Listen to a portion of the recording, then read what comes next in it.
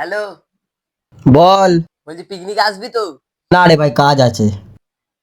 হাট! আমি জানি না তুই পিকনিকে আসবি। কাজ আছে রে ভাই। কেন পিকনিকে আসবি না তুই? হ্যাঁ?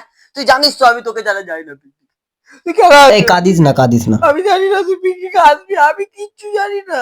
আচ্ছা দাঁড়া, আমি পিকনিকে দেখছি আসবি দেখছি, আমি দাঁড়া জানি দেখছি, না। কাঁদিস না। আমি জানি না তুই পিকনিকে আসবি। দেখছি, দাঁড়া, যাবো, দেখছি দেখছি। দেখছি না। তুই পিকনিকে আসবি আরে বল, কাঁদছিস তুই কেন? দাঁড়া, পিকনিকে আমি দেখছি। আসবি। চেষ্টা কর পিকনিকে হ্যাঁ আসতে। হ্যাঁ, চেষ্টা করবো, দাঁড়া। এমনি পিকনিকে কত টাকা করে? টাকা পয়সা ভাববি না, তুই এলেই আমার টাকা। তুই এলে আমার টাকা, টাকা নিয়ে ভাববি না। তুই এলেই আমার টাকা। আমি জানি না তুই পিকনিকে আসবি, আমি জানি না। বাচ্চাদের মতো কাঁদিস না তো। শালা দেখ তুই পিকনিকে আসবি, আমি জানি না। তুই কত টাকা পিকনিকে বল, আসবি আমি আমি দিচ্ছি। জানি না। ঠিক আছে তুই আমাকে ফোন পে করে দে 2000 টাকা। পীযুষ তো বললো 1000 টাকা করে।